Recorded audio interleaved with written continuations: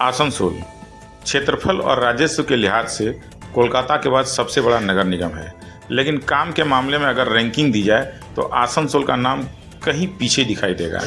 नगर निगम की बोर्ड की बैठकें होती हैं, फैसले लिए जाते हैं, लेकिन नतीजा वही ढाक के 3 पात। गुरुवार को हुई नगर निगम बोर्ड की बैठक में एक बार फिर से घर घर कचरा उठाओ की चर्चा हुई। यह कोई नया एजेंडा नहीं था।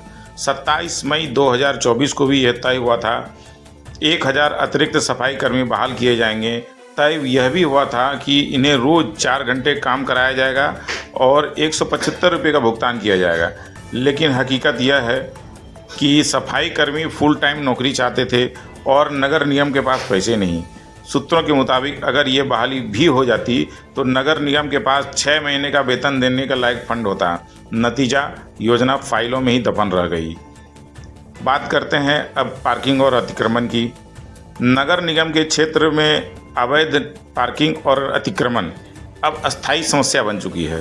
बोर्ड मीटिंग में फिर वही वादा, बकाया नहीं देने पर FIR होगी, लेकिन ज़मीनी सच्चाई, कार्रवाई कहीं नहीं।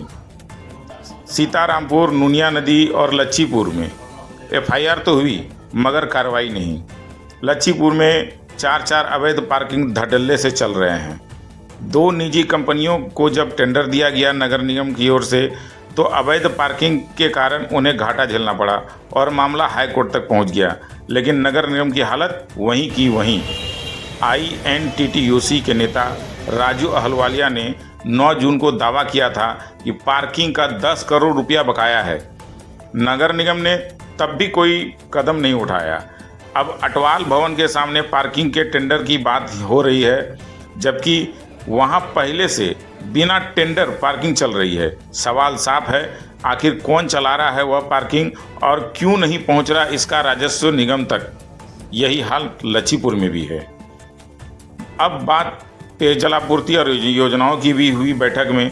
तो बैठक में पेयजल आपूर्ति, बकाया वसूली और वार्ड वार योजनाओं पर भी चर्चा हुई, लेकिन पिछले कई महीनों की तरह इस बार भी निर्णय का असर जमीनी स्तर पर शून्य दिखाई दिया।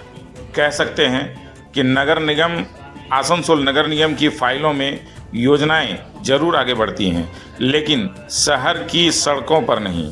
हर बैठक में वही मुद्दे, वही वादे, वही निष्क्रियता। सवाल यह है कि कब बदलेगा आसनसोल का सिस्टम और कब दिखेगा विकास का वास्तविक चेहरा। अगर ऐसा नहीं है तो नगर निगम के वार्ड काउंसिलर, एक और वार्ड काउंसिलर हैं जीतू सिंह, उन्होंने आरोप लगाया है कि 2 तरह का व्यवहार किया जा रहा है नगर निगम की ओर से। एक वार्ड में 84 करोड़ रुपया दिया गया, दूसरे वार्ड में कुछ नहीं।